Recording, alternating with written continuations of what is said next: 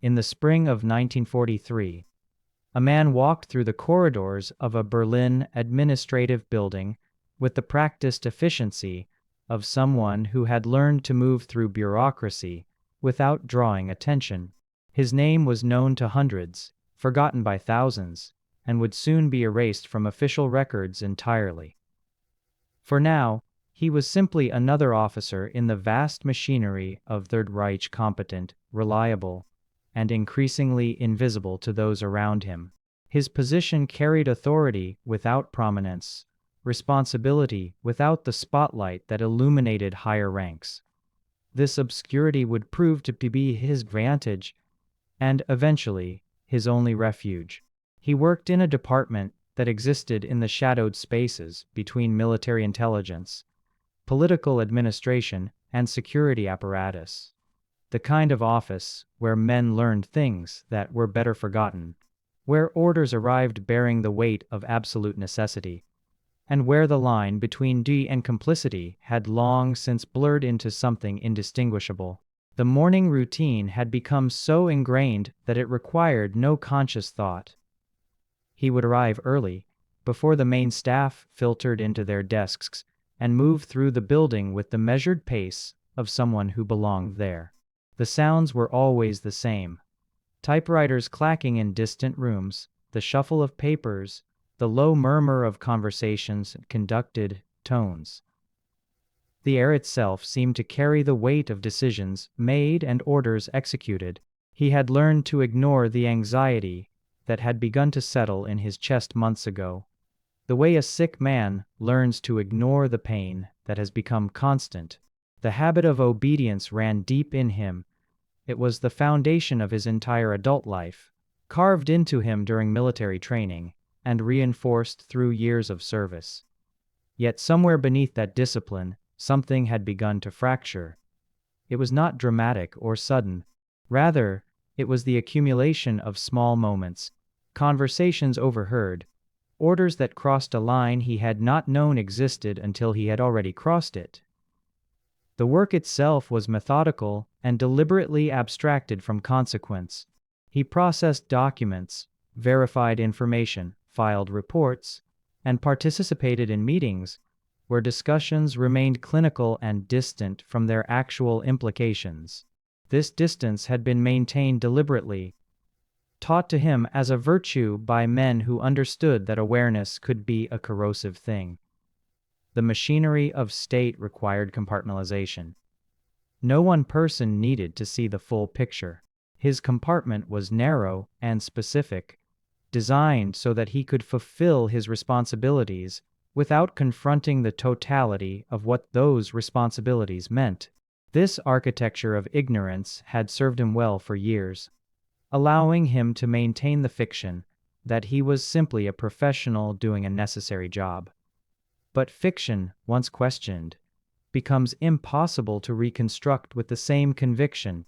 The specific moment came on an ordinary Tuesday afternoon in late April. He was reviewing a routine report, one of dozens that crossed his desk each week, when something in the language stopped him. It was not the words themselves. The jargon was familiar, the format standard. Rather, the meaning beneath the words, suddenly made visible through a crack in the language of bureaucracy. The report detailed operations he had helped facilitate, procedures he had helped streamline, and the people those procedures had been designed to process. For the first time, the abstraction collapsed. The numbers became faces. The procedures became suffering. The orders became murders. The realization arrived not a revelation, but as a horror at his own complicity, at how thoroughly the machinery had been designed to obscure this truth, and at how willingly he had participated in that obscuring. He sat at his desk for a long time after that moment, his hand resting on the report, his mind moving through years of decisions and conversations with new clarity. He thought about conversations with colleagues who had raised doubts, men who had suggested that certain things had gone beyond necessity into something darker. He had dismissed them then, had accepted the official explanations, had told himself that doubt, was a luxury the nation could not afford. He thought about orders he had passed along without question, about problems he had helped solve for men higher up the chain, about his own eager competence in service of he had successfully avoided naming. The weight of it was crushing. More crushing still was the knowledge that stepping back now, speaking out now, would accomplish nothing except his own destruction. The machinery would continue without him. The reports would still be filed. The procedures would still be executed. His conscience, belatedly awakened, would be a useless thing. But conscience, once awakened, does not sleep again. Over the following weeks, he moved through his work with an increasing sense of unreality. He attended meetings where decisions were made, and none of it seemed to touch him anymore. The sound of his own voice giving professional opinions began to seem like someone else speaking. He observed his colleagues with new eyes, trying to understand how they maintained their equilibrium, what stories they told themselves. Some of them, he realized, did not need stories. They had simply accepted the world as it had been constructed for them.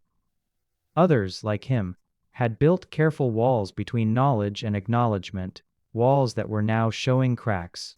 The difference was that he could no longer repair those walls, could no longer pretend the cracks were not widening. The decision, when it came, arrived with the strange clarity of something that had already been made by the man he no longer was. He began to gather information, to reach out through careful channels to people he had known before the war, before the machinery had fully consumed his life. He learned that there were networks, that there were people who had maintained their humanity in small, hidden ways, that escape was possible if one was willing to become a ghost, if one was willing to surrender everything visible and certain for the possibility of living without the weight of complicity. By late May, he had made contact. By early June, the arrangements were being made. His ordinary Tuesday in April had set something in motion that could not be stopped now. He was, in the eyes of the machinery he was abandoning, about to cease to exist. What would come after that cessation remained unknown, but it could not be worse than the continuation of what he was becoming. On a quiet evening in mid-June, he walked out of his apartment and did not return. The absence was noticed first as a minor administrative inconvenience. When he did not appear at his desk on the morning of June 16, 1943, a colleague assumed he had taken sick leave without filing the proper notification. The man's supervisor, accustomed to the rigid punctuality of his staff, noted the missing chair with mild irritation rather than alarm. By mid-morning, a telephone call was made to his apartment. No one answered. The routine inquiry that followed revealed that neighbors had not seen him for several days, that his landlady reported his room undisturbed but his personal effects sparse, and that no forwarding address had been left. What began as administrative confusion hardened gradually into something more troubling. By afternoon, or had been filed. By evening, the machinery of Nazi security apparatus had begun its methodical rotation. The security police moved with practiced efficiency. Within 24 hours, they had established a basic timeline. The man had been seen at his office on June 14th, had attended a routine meeting, had left work at the standard hour. His apartment showed no signs of forced entry or struggle. His financial accounts remained undisturbed. No family members reported being contacted. No notes or letters had been left behind. The absence of drama, in its own way, more suspicious than any obvious signs of distress would have been. Men did not simply vanish without reason. The apparatus began to generate its own explanations. Desertion was considered and noted. The possibility of defection to enemy intelligence services was recorded in careful bureaucratic language. The potential that he had met with an accident, a street accident, a robbery turned lethal, some anonymous death in the chaos of a major city, was documented with the same methodical care. Each possibility was filed, cross-referenced, and investigated it with the thoroughness that the regime demanded of its security services. The investigation itself was surprisingly thorough, which spoke to the institutional paranoia that had come to define a Nazi security operations. If a man could vanish from a desk in the heart of Berlin, what else might be hidden? What other networks might exist? What other compromises to security might already be in place? The Gestapo conducted interviews with his colleagues, his neighbors, his family members. They examined his financial records and his personal correspondence. They reviewed his work payments and his access to classified materials. They prepared psychological profiles based on fragmentary personal history and behavioral observation. What emerged from this investigation was a portrait of a competent, unremarkable man with no obvious indicators of disloyalty. His record was clean. His ideology appeared sound. His performance had been consistently satisfactory. The absence of motive made the disappearance more, rather than less disturbing. Parallel to the institutional investigation, a different sort of reckoning was taking place in the private spaces where his absence had created immediate and tangible consequences. His sister, living in Munich with her 2 children and a husband serving on the Eastern Front, received a visit from the security police on June 18th. The interrogation was not brutal, but it was thorough and pointed. Had her brother ever expressed doubts about the regime? Had he maintained contacts with questionable individuals? Had he ever suggested that he might leave Germany? She answered carefully, aware that any answer could be construed as either protecting a defector or failing to report suspicious behavior. The truth, which she did not fully understand herself, was that her brother had become increasingly withdrawn over the past year, had made cryptic comments about moral compromise, had seemed to be wrestling with something he would not name. She provided careful, neutral responses and prayed that her own family would not be tainted by his disappearance. His elderly mother, living in a suburb of Berlin, received a similar visit with similar consequences. She had not seen her son in 3 months, had noticed in his last letter a strange tone of finality, as if he were saying goodbye to something without explicitly doing so. She had been too absorbed in her own struggles, the constant anxiety about her younger son at the front, the difficulties of maintaining a household in wartime, the general exhaustion of survival, to pay close attention to the subtext of his correspondence. Now, under polite but relentless questioning, she was forced to examine what she might have missed, what she should have reported, what her silence might mean for her own safety. She was careful to emphasize that she had noticed nothing explicitly treasonous, but the security police were not particularly interested in what she emphasized. They were interested in what might have been hidden, in the spaces between what was said and what might have been meant.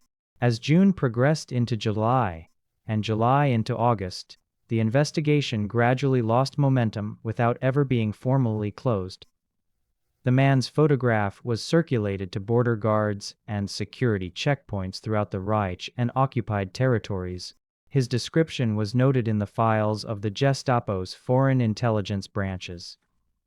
Inquiries were made through diplomatic channels to neutral countries about whether he might have fled to Switzerland or Sweden. The possibility of his death was investigated with the same methodical care as the possibility of his defection. Had there been any unidentified bodies matching his description? Had any accidents or murders been reported that might correspond to his disappearance?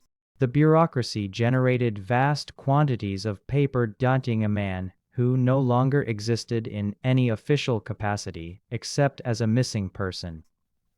The hardening of institutional conclusion followed a predictable trajectory. By autumn, his absence had been classified. The file remained open, but the active investigation was effectively closed. In the machinery of Nazi administration, a man who disappeared and left no trace was, for practical purposes, dead. Whether he had been killed, whether he had defected, whether he had taken his own life became largely irrelevant to the functioning of the state. His desk was reassigned. His clearances were revoked. His name began to fade from the memory of those who'd worked alongside him, replacing him with the simple fact of his non-existence. The machinery had absorbed his absence and continued functioning as if he had never been part of it at all. For those closest to him, the uncertainty never achieved this bureaucratic finality. His mother and sister lived with a different kind of erasure, not the administrative erasure of missing persons files, but the personal erasure of not knowing whether to mourn him as dead or fear him as a traitor. Letters they might have sent could not find him. Questions they might have asked could not be answered. The silence that surrounded his disappearance became its own form of torment, one that would persist far beyond the war itself, into years when the truth might have been knowable, but remained forever locked behind the compartments of secrecy and death that had consumed him. The first safe house was located in the Kreuzberg district of Berlin, in a building that had been partially damaged by Allied bombing and subsequently abandoned by its owners, making it an ideal refuge for those who existed outside the official machinery of the state.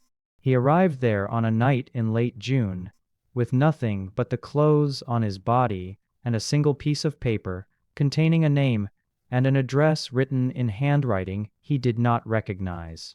The man who greeted him at the door was perhaps 60 years old, with the careful, measured movements of someone who had learned to live quietly and avoid attention. No names were exchanged. The protocol of the underground was one of radical compartmentalization, where identity itself became a luxury that could not be afforded. He was given a room on the third floor, a spare space with a narrow bed, a small table, and a single window that looked out onto the damaged roof lines of the surrounding buildings. He was told to remain inside during daylight hours. He was told that someone would contact him within a week with further instructions. He was told nothing else. The first days in the safe house were characterized by a peculiar form of disorientation. The man who had arrived there was no longer the person who had worked at the desk in the administrative building, but he had not yet learned how to be the person he would need to become.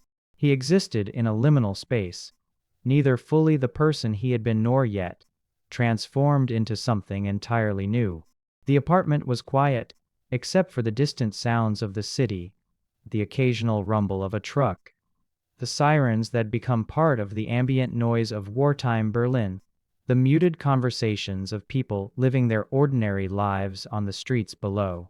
He spent hours looking out the window without being seen, observing the patterns of pedestrian traffic, the rhythms of police patrols, the way that normal life continued in the spaces between the machinery of the state. The woman who brought him food, thin, middle-aged figure who entered his room twice tray and left without speaking, was the only contact he had with another human being. Even this minimal interaction was conducted under rules of strict silence. He learned not to ask questions. He learned that gratitude, spoken or implied, inappropriate. He learned that the less he knew about his situation, the safer everyone involved would be. The contact came on the 7th day afternoon, when the light was already beginning to fade. A man entered his room without knocking, carrying a satchel and an air of professional competence that suggested was not his first such meeting. The man was perhaps 40, with the nondescript of someone who had learned to be forgettable. He spoke in a low voice, keeping to practical matters. A new identity had been arranged. Papers had been obtained, identity documents, work permits, travel authorization. The quality was good, the man explained, as good as could be obtained outside official channels. They had been forged by someone who had once worked in the documentation section of the Reich's own bureaucracy, before deciding that his conscience could no longer accommodate such work. The new name was Hans Müller. An occupation had been arranged as a skilled laborer in a factory on the outskirts of the city. An apartment was being secured. Money had been provided by people who believed in what he had done, though the man offering this information made clear that such belief should not be taken as a guarantee of safety. The underground, he explained, operated on principles of necessity and compartmentalization. Everyone involved took extraordinary risks. No one could be certain of anything except that the alternative to taking these risks was to remain complicit in the machinery that was consuming the nation. The transition from the safe house to the apartment in Tempelhof happened over 2 days in early July. He was given a photograph of a woman he had never met, instructed to memorize it, and told that this woman would provide him with additional materials when he reached his destination. He traveled on the underground railway during rush hour, when crowds provided natural camouflage. The apartment itself was small and sparse, located above a bookshop whose owner was either part of the network or had been paid enough not to ask questions. He would never know which. The woman with the photograph appeared at his door 3 days after he arrived, bringing false work documents, ration cards, and the details of his new employment. She remained in his apartment for perhaps 20 minutes, time enough to explain the routines he would need to follow and the protocols for contacting the network if an emergency arose. The protocols involved dead drops in specific locations, coded messages left in specific places, and the understanding that communication would be infrequent and highly constrained. Then she left, and he was alone in a way that seemed absolute. The work at the factory provided both structure and a form of invisibility. He was one of hundreds of laborers, most of them indifferent to the identity of their co-workers, most of them absorbed in the mechanics of their own survival. The factory produced components for military equipment, a reality that carried its own bitter irony. He had escaped the machinery of the state only to find himself serving it still, though now at a remove, now without the knowledge of what his labor ultimately served. He did not ask questions. He did his work. He moved through the routines of wartime survival with the same careful discipline that he had learned in his previous life. He went to work. He returned to his apartment. He did not make friends. He did not attend social gatherings. He did not draw attention to himself. The skill of invisibility was one that could be learned, though it required constant vigilance and the suppression of the normal human desire for connection. The months passed with the grinding sameness of wartime survival. Was changing under the impact of increasing Allied bombing.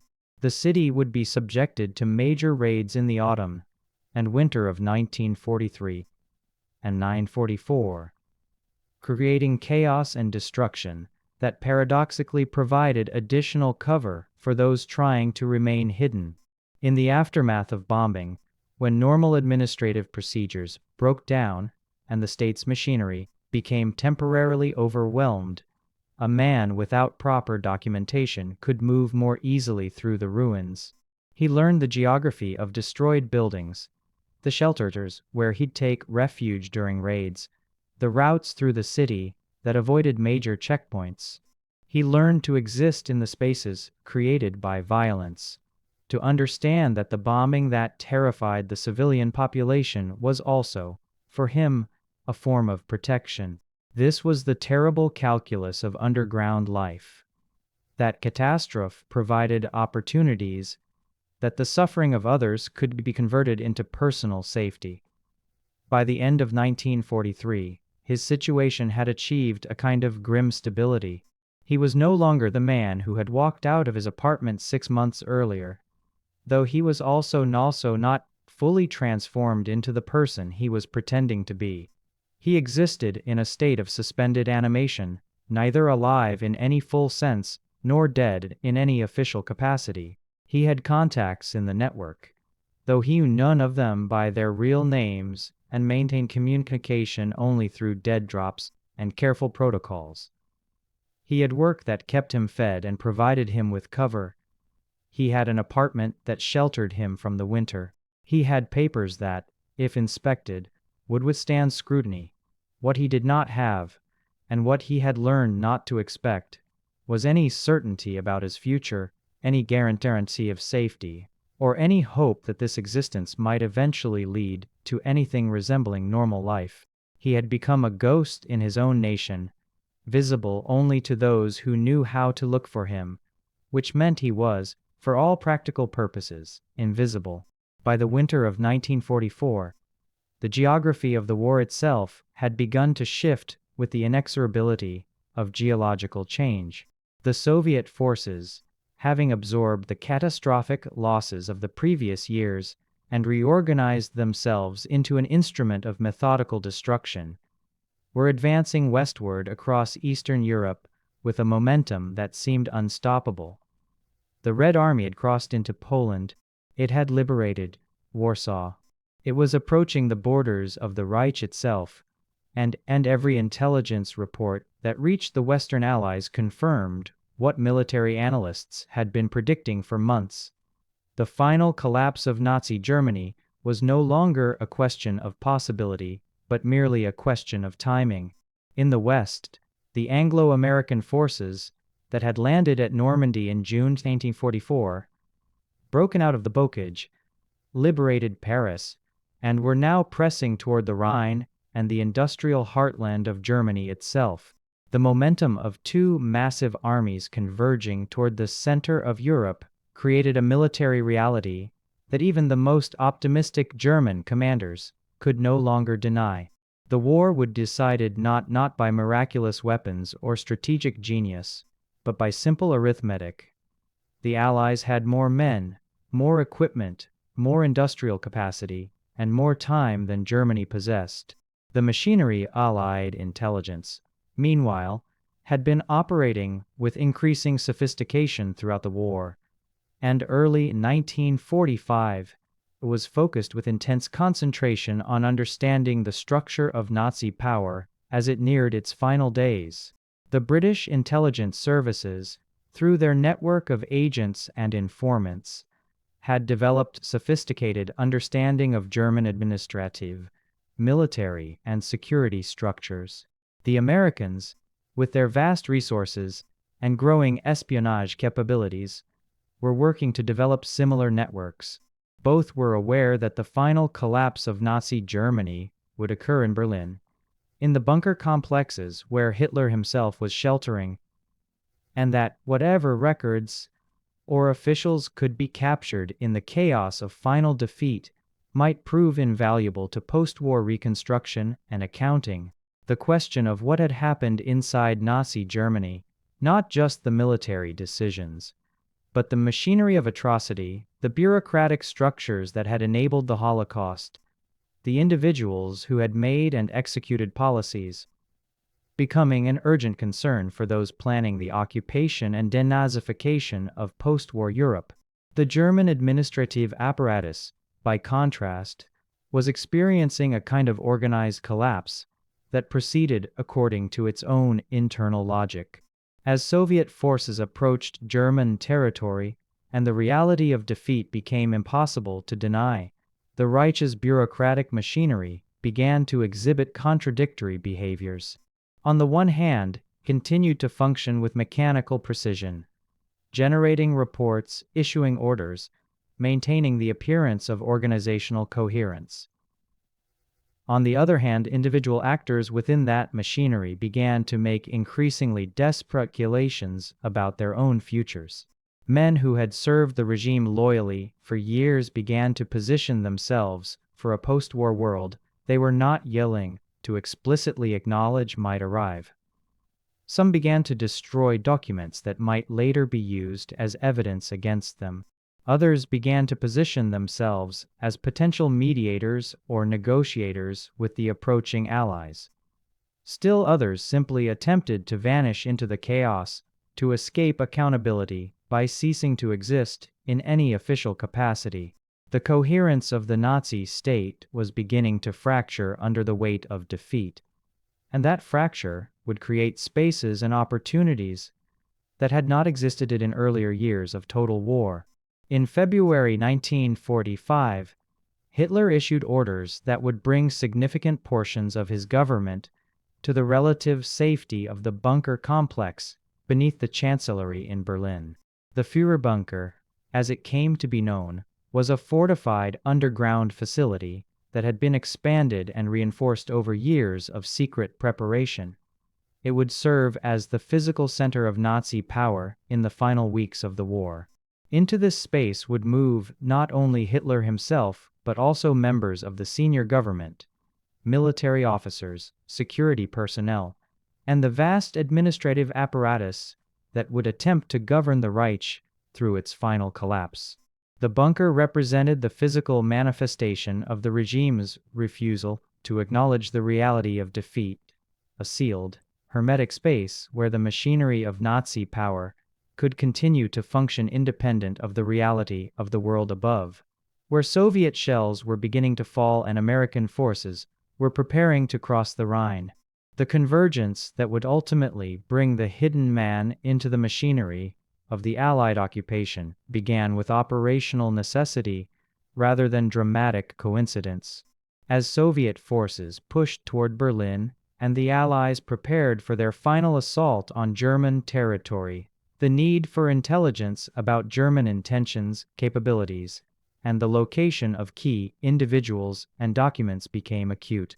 Allied intelligence services intensified their efforts to recruit agents, develop informants, and extract information from German prisoners who were being captured in increasing numbers. It was in the context of these operations that fragments of information began to accumulate about individuals within the German administration who might have been positioning themselves to defect or provide information to the Allies. The intelligence did not, initially, point to any specific individual. Rather, it suggested patterns and possibilities, that certain people within the bureaucracy had become unreliable, that there were networks operating outside official channels, that the monolithic facade of Nazi unity was concealing fractures and desperate individual calculations. By March 1945, as Soviets closed in on Berlin from the east and American forces prepared their crossing of the Rhine, the physical reality of war had transformed the German capital into a landscape of ruins and desperation. The bombing campaign that had intensified through 1944 had vast sections of the city. The streets were lined with rubble. Water and food were increasingly scarce. Civilians moved through the destroyed landscape with the shell-shocked numbness of those who had endured years of war and now faced the final collapse of everything they had known. For the man living in his small apartment above the bookshop, the escalating chaos of the city's final weeks created a new kind of danger and, paradoxically, a new kind of opportunity. The administrative apparatus that had once been so comprehensive in its surveillance and control was beginning to break down. Police were fewer on the streets. Checkpoints were becoming less rigorous. The machinery of state control, having finally broken under the weight of military defeat, was losing its ability to maintain the isolation that kept him hidden for nearly 2 years.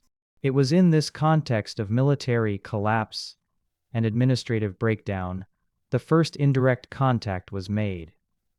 A representative of the underground network, with a message that was both simple and fraught with consequence.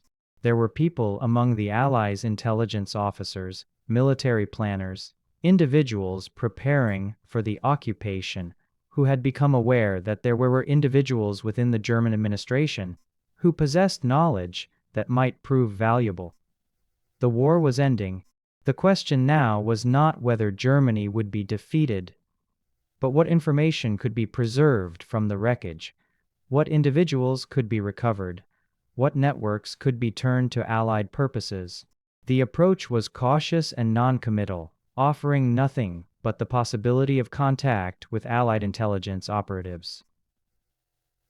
It was presented to him as an option, not an order, though in the context of his situation there was little difference between the two.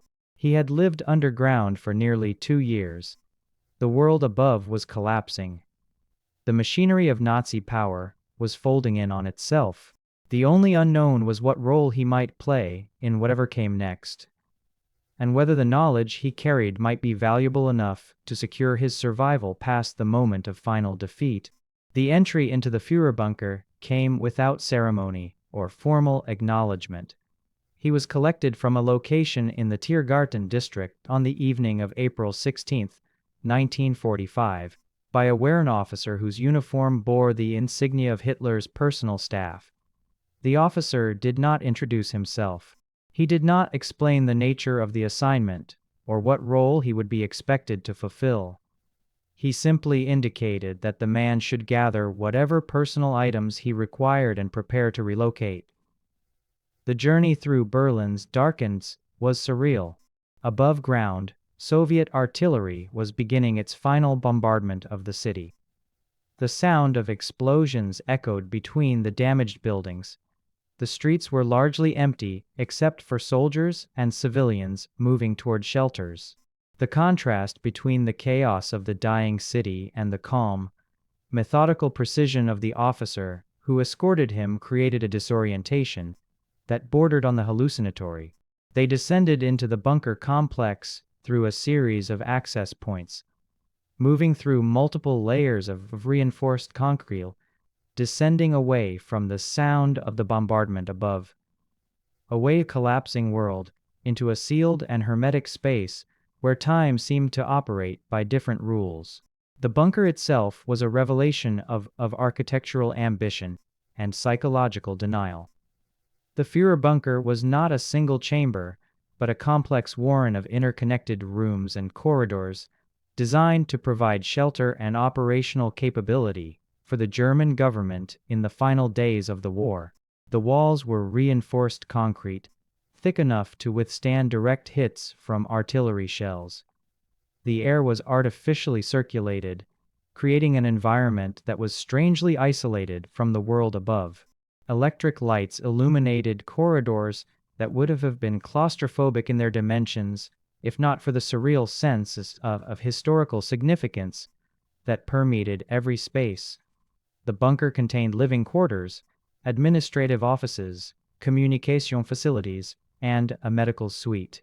It contained the machinery of state governance desks and filing cabinets and telephones that connected to the fragmentary remains of the Nazi administrative apparatus.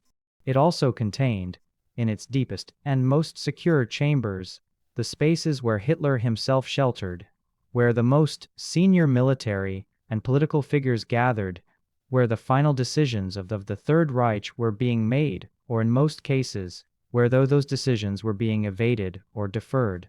The man who had lived underground for nearly 2 years now found himself inside the most secured underground space in Berlin, a place that represented the absolute center of Nazi power, even as that power was dissolving around it.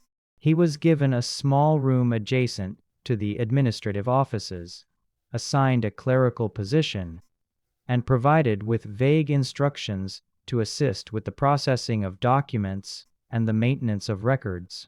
The role was deliberately ambiguous, which served the purposes of those who had brought him there. He was neither fully integrated into the military hierarchy nor maintained as an outsider. He was present, he was useful, and his presence required no detailed explanation or formal justification. The bunker's administrative apparatus was chaotic enough in the final weeks that one additional figure among the hundreds of military personnel, administrators, and support staff could remain largely unnoticed. What became immediately apparent upon his arrival was that the bunker was a space of profound denial and compartmentalized knowledge. The physical structure itself sealed, underground, isolated from the reality of military defeat, had created a psychological environment in which different individuals maintained contradictory understandings of the situation. Some officers and administrators continued to discuss military operations as if strategic victory were still possible, as if the approaching Soviet forces could somehow be repelled or contained. Others spoke in hushed conversations about evacuation possibilities or negotiated surrenders that everyone present understood would never materialize. Still others moved through the bunker in a kind of stunned silence, aware that they were present at the moment of historical collapse, but uncertain how to process that awareness or what it might mean for their personal futures. The bunker had become a space where institutional routine continued even as the institution itself was ceasing to exist. The physical conditions of the bunker deteriorated rapidly as the Soviet bombardment intensified.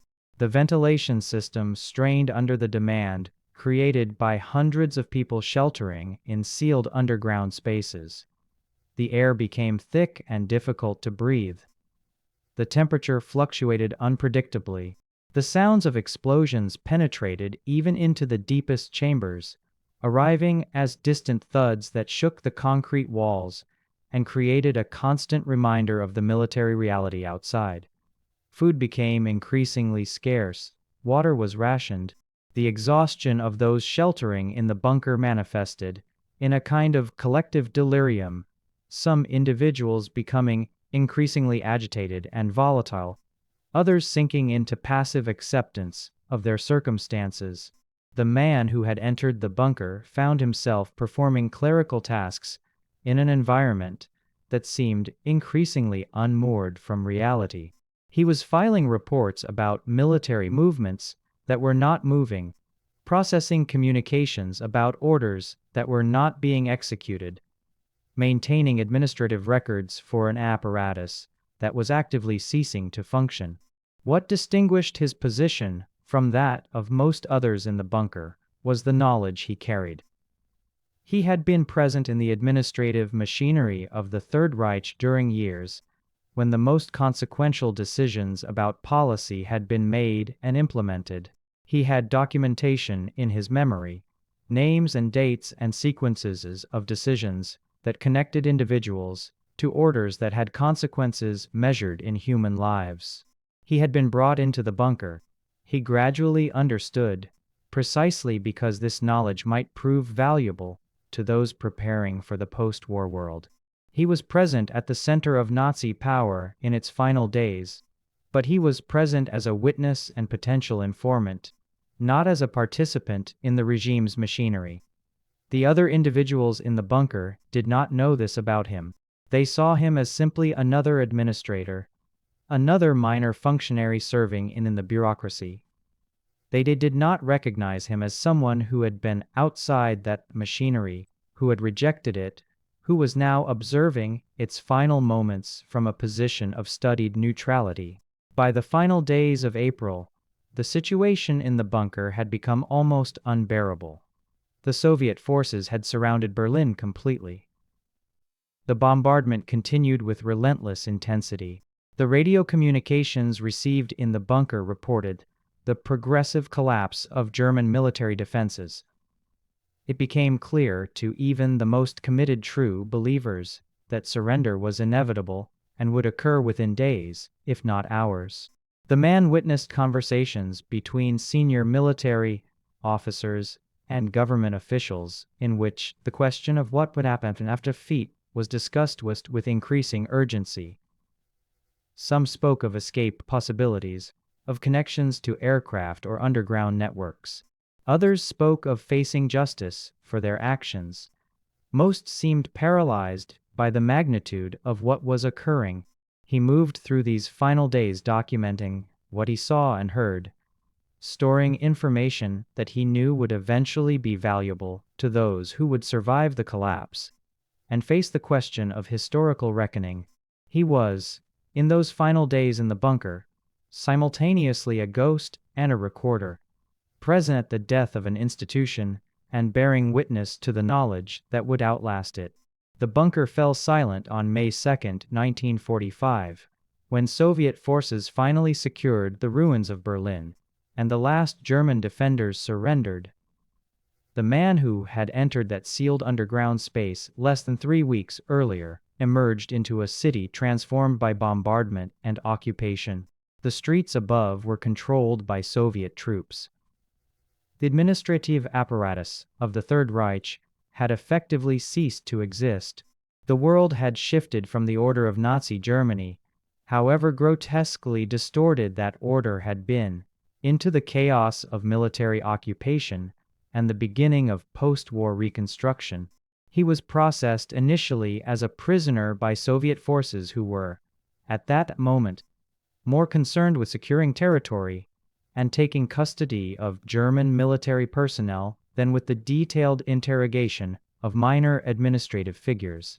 It was only through the intervention of intermediaries from the underground network, individuals who had maintained their contacts even through the final chaos of the war's conclusion, that he was eventually transferred to American custody and removed from the immediate sphere of Soviet occupation. The interrogation that followed was methodical and extensive.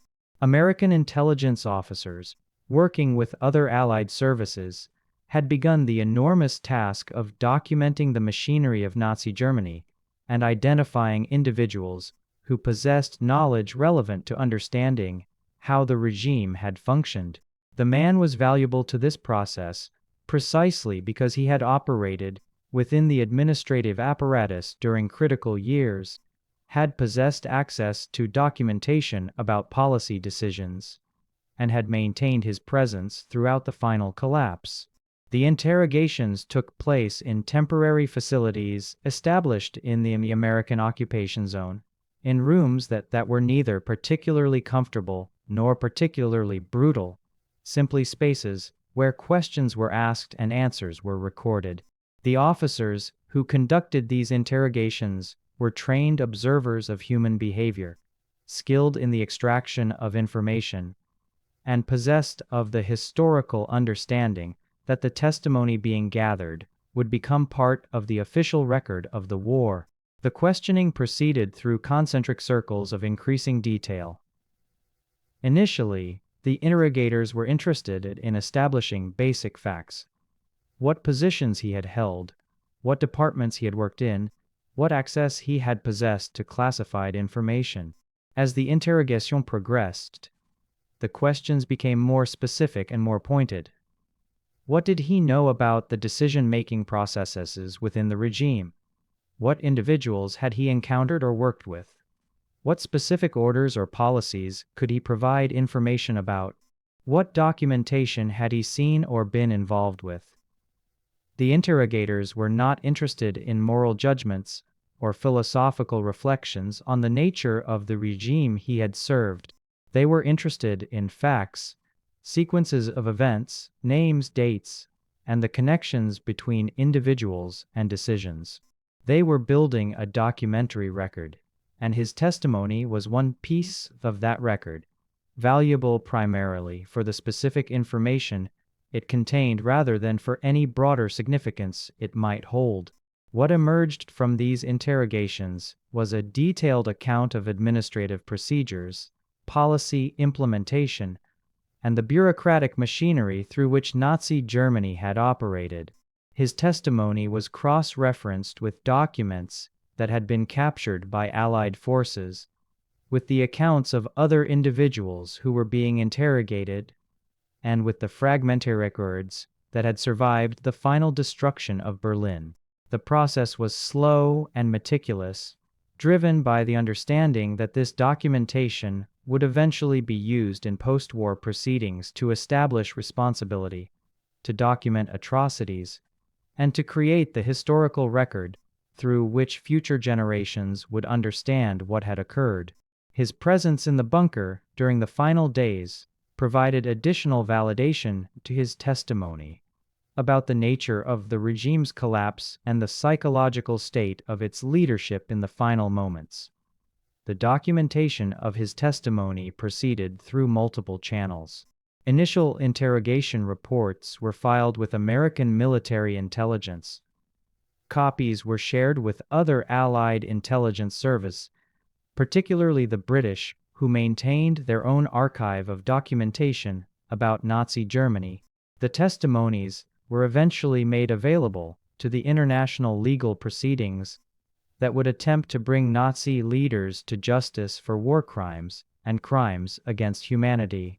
The Nuremberg trials, which began in November 1945 and would continue months, drew extensively on such testimonies and documentary evidence. His account, while not dramatic enough to be highlighted in the proceedings themselves, contributed to the broader evidentiary foundation upon which the trials rested. The legal machinery that was being constructed to address Nazi crimes was, in significant measure, built from the accumulated testimonies of individuals like him, those who had observed, recorded, and survived to testify about the nature of the regime. The transition from interrogation to archive took place gradually over months and years. What had begun as immediate post-war intelligence gathering evolved into the construction of permanent historical records. Archives were established in multiple locations to preserve documents, testimonies, and the material evidence of the war and the Nazi regime. His interrogation records were filed and preserved. His testimony was transcribed and stored. He became, in bureaucratic terms, a documented source, one individual among thousands whose account had been recorded and preserved as part of the historical record. The significance of this archival process was that it transformed his private experience of survival and underground life into public historical documentation. He had been erased during the Nazi period, officially dead or disappeared, and now he was being reinserted into the historical record through the machinery of post-war documentation and accountability. The material conditions of his life after the war were, in many respects, uncertain and difficult. Like thousands of other Germans, he faced the question of how to reconstruct existence in a nation that had been defeated, occupied, and transformed by war. Like those who had been involved in the machinery of the Nazi regime, he faced the scrutiny of denazification proceedings and the complex question of accountability and responsibility. He was neither a war criminal in any legal sense nor a hero of resistance. He was something more ambiguous. An individual who had worked within the machinery, recognized its fundamental corruption, attempted to remove himself from complicity, and ultimately survived to testify about what he had witnessed.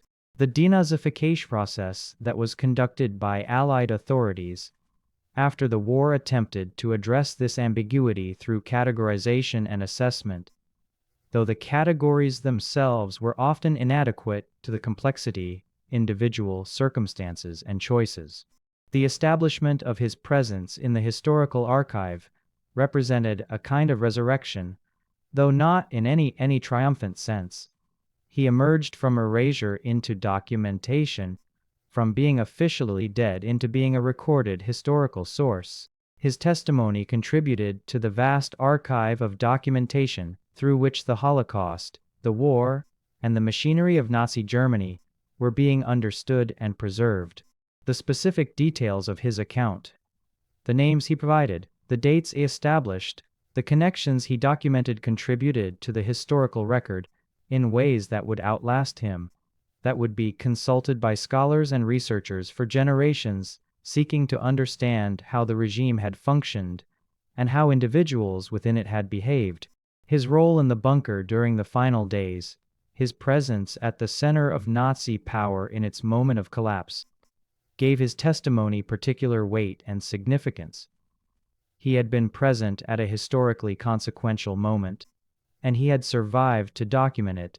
That survival and documentation, while not erasing the complexity of his earlier complicity, established his place within the historical narrative of the war's conclusion and the subsequent reckoning with Nazi crimes.